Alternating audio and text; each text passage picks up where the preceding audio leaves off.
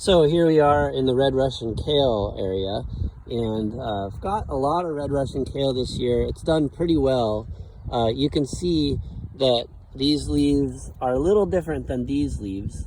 I thought I'd show you this because there's different stages in, well, kale in general, but also red Russian kale as a variety. It's one that I really like to grow, and from a farmer's perspective, it's got a lot of the features that one would need in order to define something that's considered, more profitable.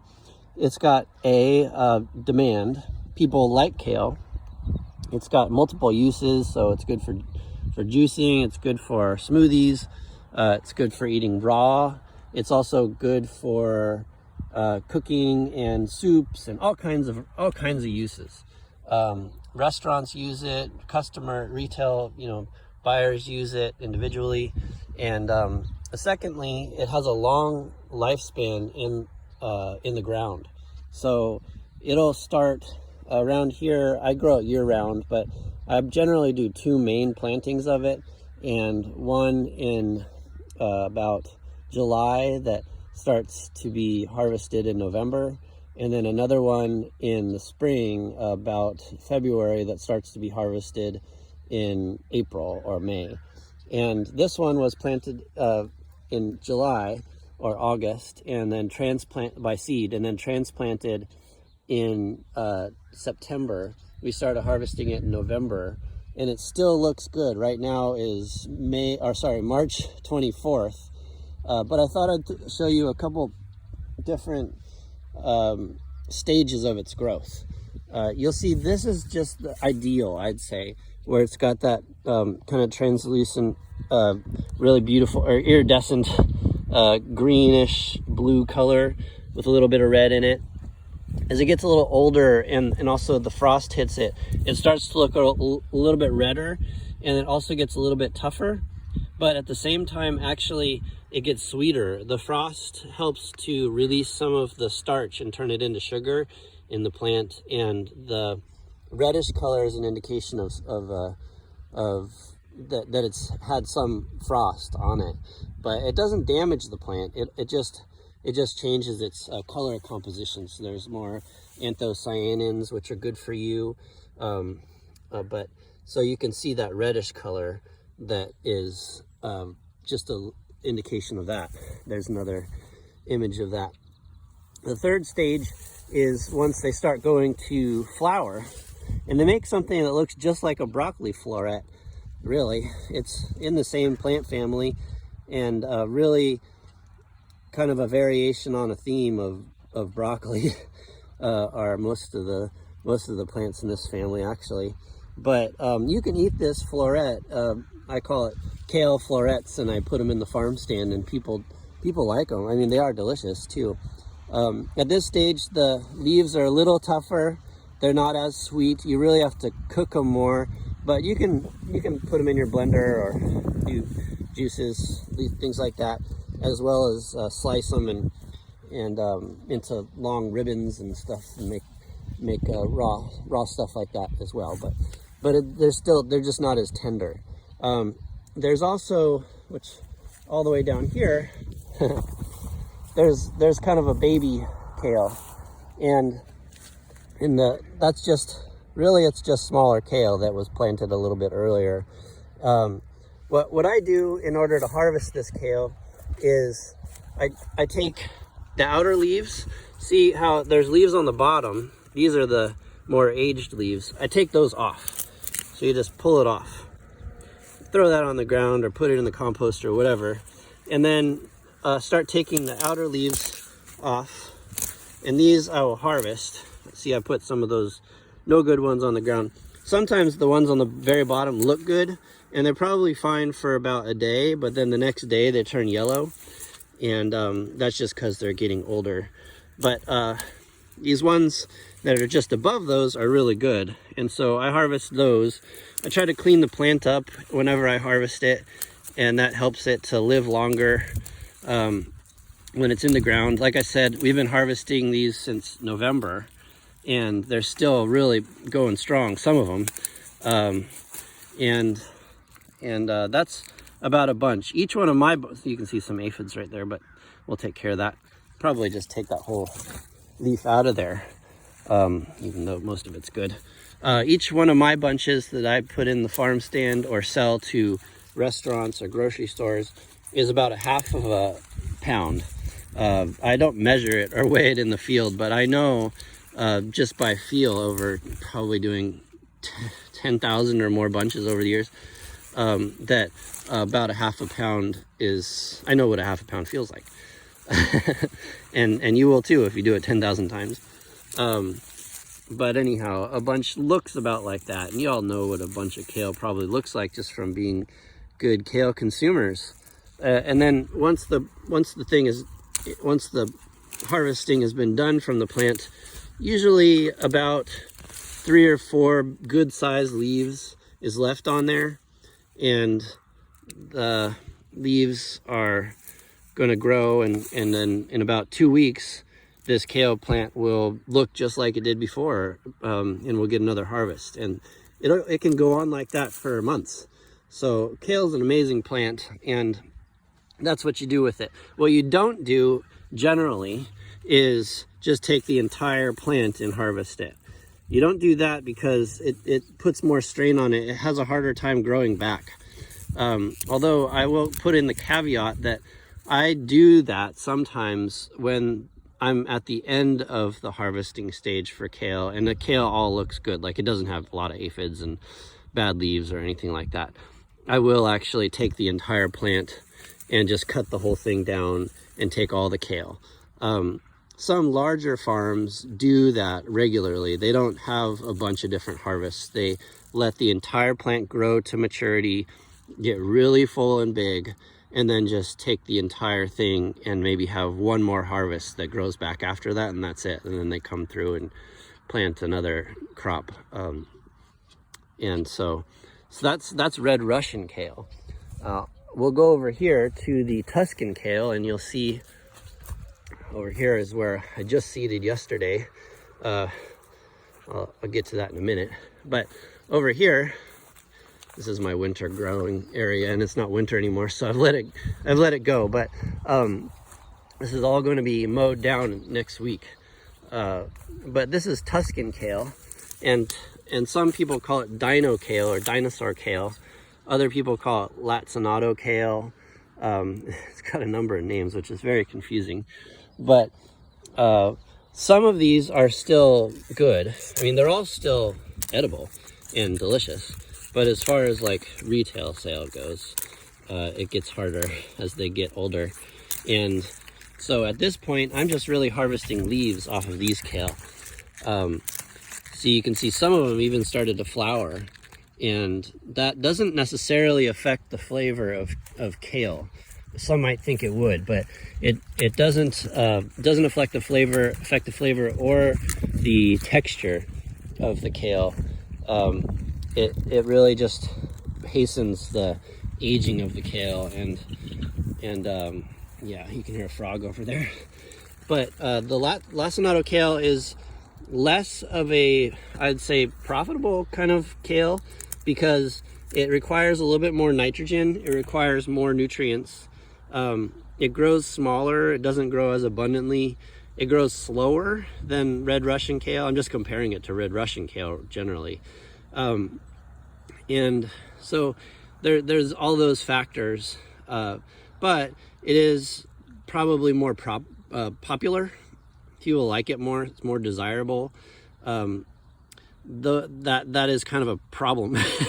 I wish red Russian kale were more popular, because from a farmer's perspective, red Russian kale has everything you need. Although I do love dino kale, it's delicious. So if you have a really luscious, nutritious soil, then lacinato kale is going to do fine. It also requires a little bit more water and stuff like that. It's just a little bit more, it needs to be babied a little bit more. Anyhow, the harvesting practices are pretty much the same for lacinato. You can see that you pull off the bottom leaves in the same way that you would the red Russian kale, and then you make same size, maybe a little bit smaller of a bunch is typical with this type of kale than would be for red Russian kale, and that does help a little bit with the profitability of it. But it is beautiful, isn't it? It's really great in a kale Caesar salad.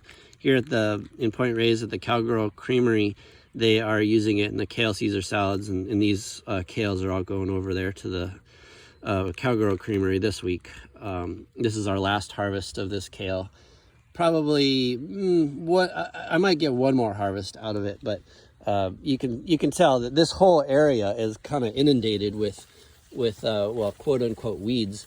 I like to consider them helpful to some extent, but these tall grasses right here are actually heirloom rye from Abruzzi, Italy, and they're really tall. The camera is at eye level, so some of these are upwards of 8 feet tall all around me. They provide a lot of habitat for good insects. They help with the wind. They create a little bit of a distraction from birds and things that could get in here. Earlier in the season, and I might show you some pictures or something, back in December and January, this was all clear. There were no weeds at all. But at a certain point, it becomes less, just the amount of energy that you spend weeding something becomes less and less of a factor. You don't want to spend a whole bunch of energy weeding something if you only have about a month left of the crop being in the ground. So this is about the last 2 months where we just haven't really weeded too much here. Here I have some sprouting broccoli, and this variety of sprouting broccoli is amazing. I can't say enough for this variety of sprouting broccoli. I don't know what it's called. And so I happened upon it accidentally. I've heard it called Brazilian sprouting broccoli, but I don't know if that's actually the real variety. This sprouting broccoli came to me sort of accidentally, labeled as Romanesco broccoli from Baker Creek Heirloom Seed Company, and it's obviously not Romanesco broccoli, but I was a little disappointed when I saw that it wasn't. But then after about 4 or 5 months of harvesting it, I realized its potential, and having a harvest of anything from November all the way until April or May is quite a feat. And this broccoli, we started harvesting this broccoli in October, and it's now almost April. We're still harvesting it. You can see that mostly it's gone to flower, and I probably, if I really wanted to, could cut the entire thing down, just take a weed whacker or scythe or something, chop the whole thing down. It would grow back, all these little florets. But at this time of the year, when the weather's going to start getting warm again, it might not be worth it. It might be worth it more to use this growing area for another crop. It's also a beautiful insectary for beneficial insects, and butterflies and bees love it here. This time of the year, kind of early spring, there aren't a lot of flowers out yet, and so having winter crops that will flower in the winter time or early spring are really helpful for any of the pollinating insects that totally depend on the nectar. Back to the red Russian kale, this entire area right here has all started flowering. And you can see also that some of the aphids have started to take over. There's a picture. Woo! Oh, look at that. A lot of aphids there. And, I don't really worry too much about that. That's very typical for this time of year. We have aphids on the crops typically from about now until we take them out. I generally use the aphids as an indicator of, well, it's time to move on, and don't do a lot to control them unless it's really early infestation, which doesn't often happen. With the chard, it happened this year, and I just kind of let it go. But there's so many other crops to deal with and harvest that that diversity or diversify your portfolio or whatever, as they say, principle also works here for a diversified organic farm. But all these, even though there's aphids, a lot of these are still fine and totally harvestable and edible. It doesn't look like much to the untrained eye, but there's a lot in here. Each one of these little florets, if you could find one, didn't have aphids on it like this one, is a great little addition to your salad or souffle or whatever. I don't know. Just another crop to add to the list. And overall, in this patch, that pretty much does it. But you can see how much broccoli there was planted here.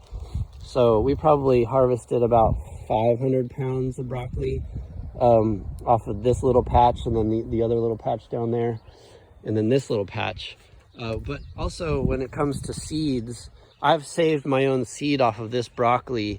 This is the 4th year we're going on, and what the seed pods look like is this. Yeah, these cute little bean things. They look just like bean pods. This is a plant that's in the brassica family, and let's see if I can zoom in on this for you. I don't know, maybe not. I'll zoom out. How about that? Anyhow, this plant's in the brassica family, and so these aren't beans actually. But if you break this open, you can see on the inside. Let me see if I can do this.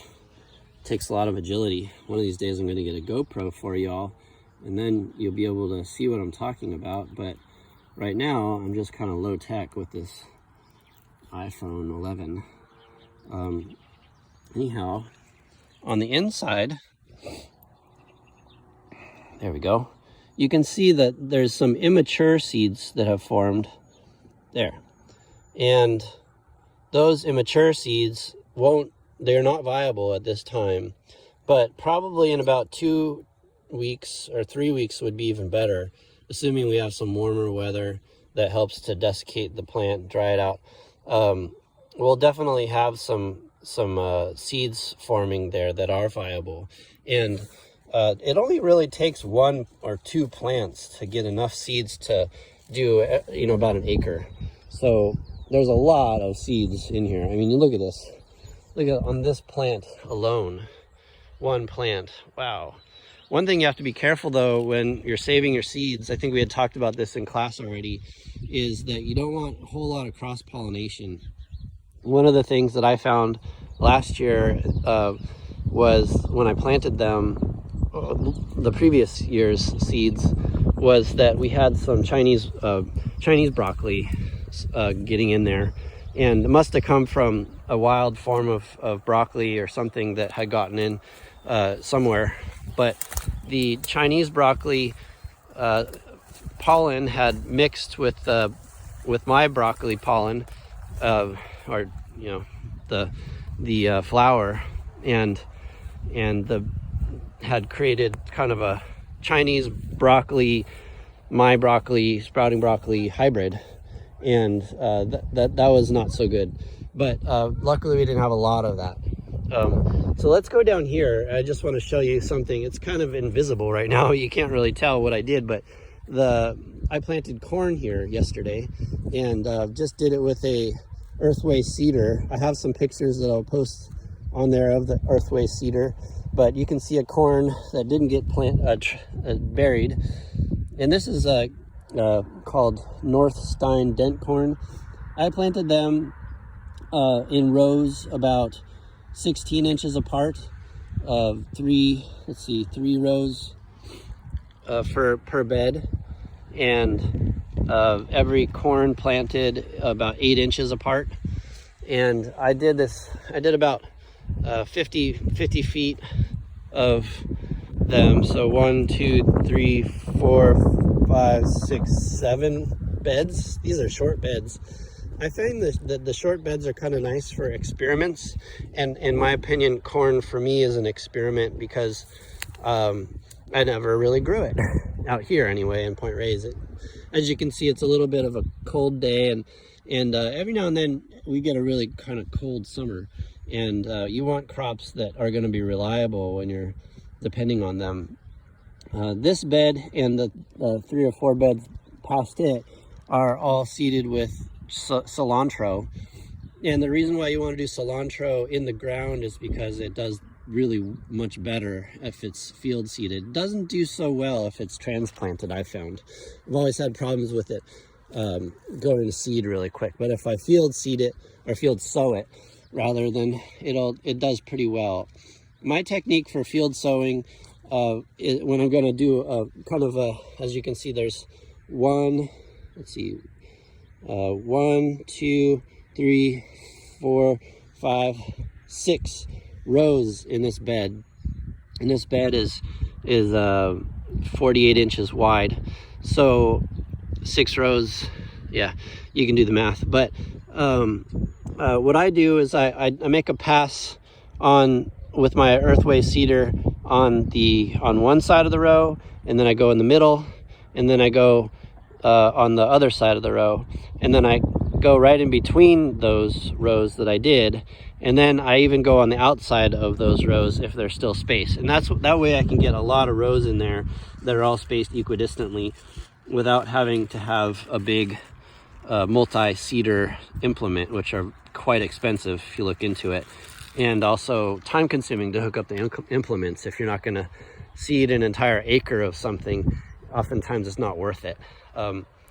Here I have carrots that are in the ground that I sowed, and I sowed this variety of carrots called Atlas carrots. It's sort of giving away, like, not really a secret, but one of my favorite varieties of carrots for around here are Atlas carrots. They're these little thumb carrots that are kind of round. They look like kind of like beets almost, or radishes maybe, and they do well in clumpy soil. This soil is kind of a moderately clumpy soil. It's got a moderate clay content and medium level of organic matter. The soil has been worked over the years. It's improving, but it's still a little bit on the heavy side. And so a carrot that is gonna get really long and, like a Nelson or something like that, isn't gonna be the best carrot for this soil. Mostly you want carrots that are gonna be very, if you have a long carrot, you want soil that's gonna be nice and sandy or loamy, loose, light, fluffy soil. But if you have a clumpy soil, you want carrots that are going to be a little bit more compact and small, short, stubby carrots. So anyways, that's the carrots. Over here, we've transplanted garlic, and I just did this with a couple of crew about 2 days ago. We spent the day taking our garlic from another field about a mile away, and last year's garlic we had over winter and come up again. So this is the second year of growth for these particular garlic bulbs or cloves, and we separated the bulbs in as they had already sprouted. We took them and then transplanted each one of those cloves that were in the bulbs that had already sprouted here. And honestly, we could have filled up this entire field with garlic, because that field over there just had so much in it, but we just didn't want to spend all that time on garlic. This is going to be mostly spring garlic is how we typically have harvested it, although I really like how this is looking with without weeds. One reason why we typically harvest it as spring garlic is because it's very weedy. You typically plant garlic as cloves in the fall, and then it comes up. You got to take care of it over the winter, and it rains over the winter, and it's wet over the winter, and the soil is heavy and clumpy, and it's hard to weed. It's also no fun to weed out in the rain over the winter, for most people anyway. I don't think it's that fun. I'd rather be inside sipping tea or thinking deep thoughts. But so it can be a challenge to have good garlic around here if you do a fall winter planting of garlic and then spring tending. if you can plant it early in the spring, even as cloves, you have a better chance, in my opinion, of getting good bulb garlic. For us, we typically do the spring garlic because it's much easier, and you can pull it out of the ground by April and get something like tomatoes or potatoes in right after it that are kind of a good thing in the crop rotation. You know, because the garlic helps to clean out the soil and blah blah blah. We'll go over that next semester. So anyhow, this is the garlic that will probably turn into spring garlic, but we may save a couple of rows, like maybe these 2 beds or something, for bulb garlic, and then take the rest of the little plot out for spring garlic. Over here we have red long of Tropea onions that we just transplanted.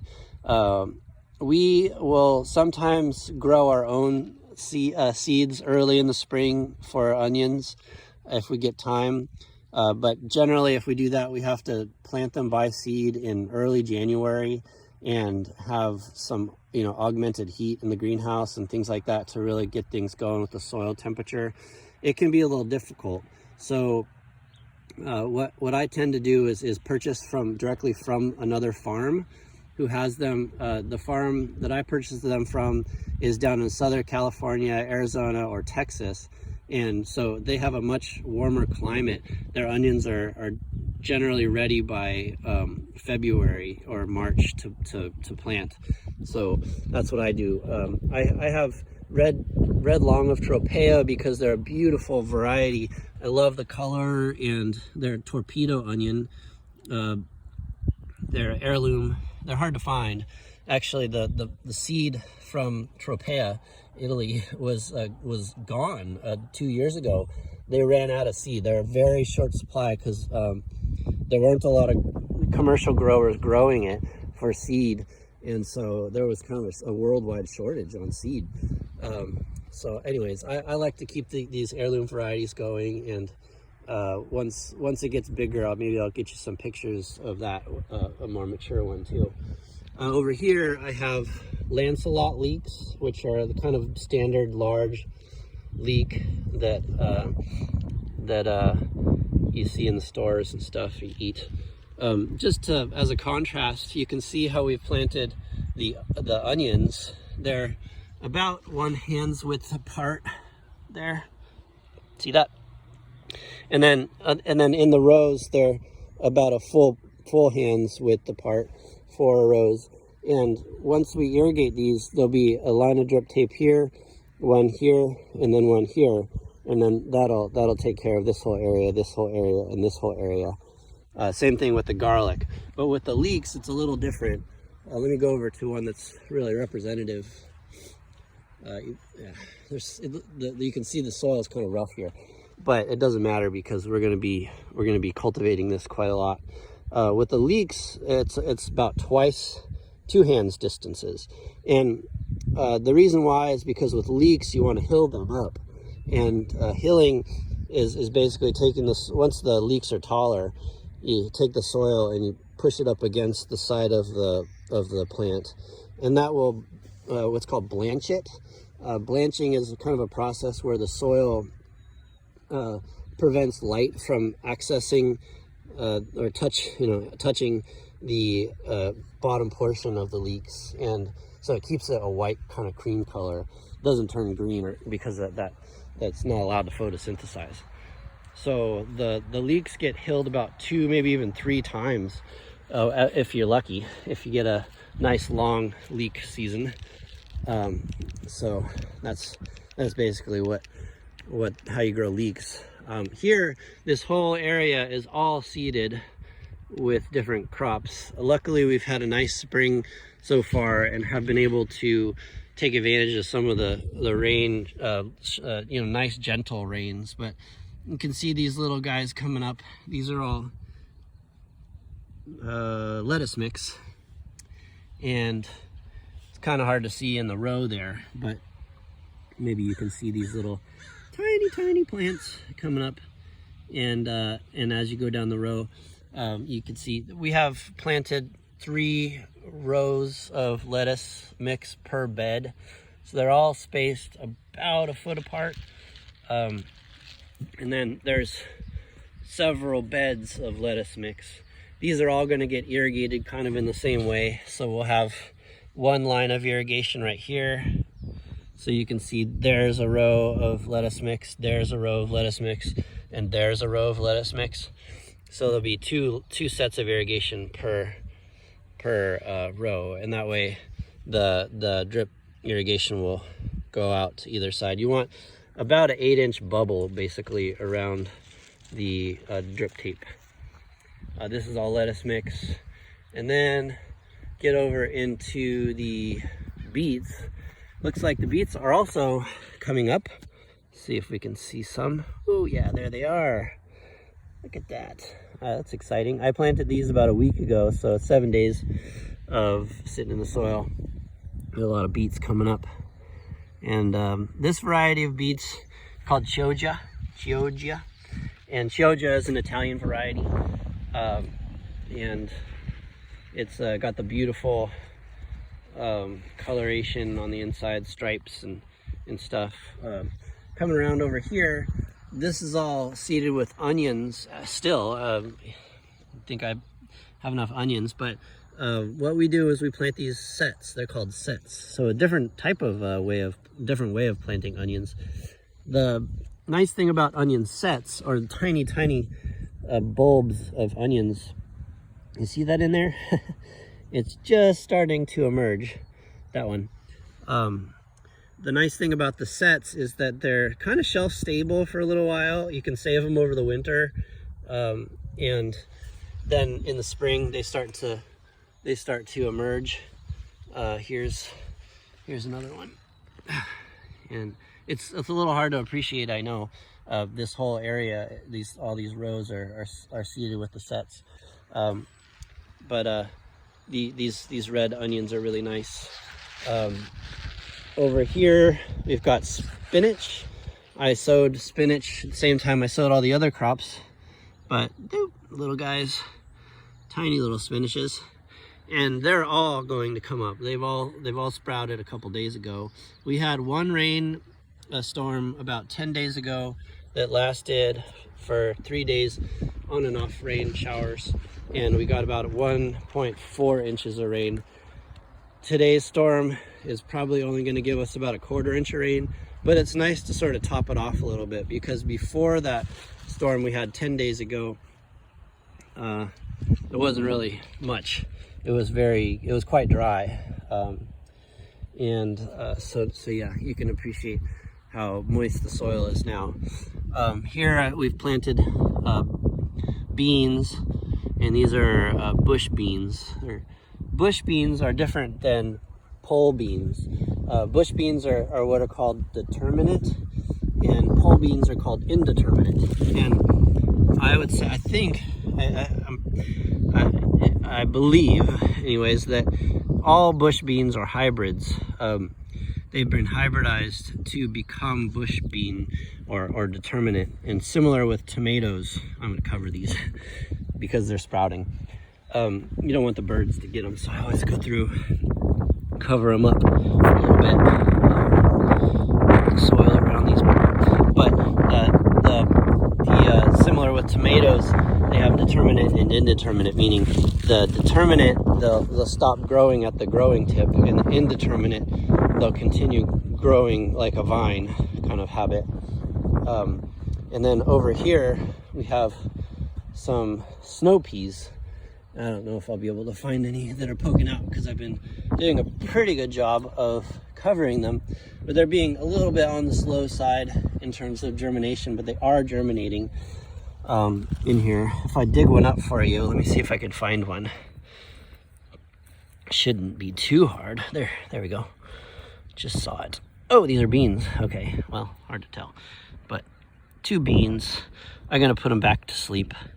But see, they've germinated. Look at that. And that's let's see, I think I misspoke when I said I planted these 7 days ago. These were all planted 10 days ago. The day that it rained, I planted it about 2 hours before it rained. So look, good timing on that. can't take credit for that, but I tried. And then let's see if we can see the peas over here. Like I said, this is all imaginary or physical gardening at this point. Here we go. Here's some peas that kind of got out. There's one right there. That's a snow pea, and you all know what a pea looks like.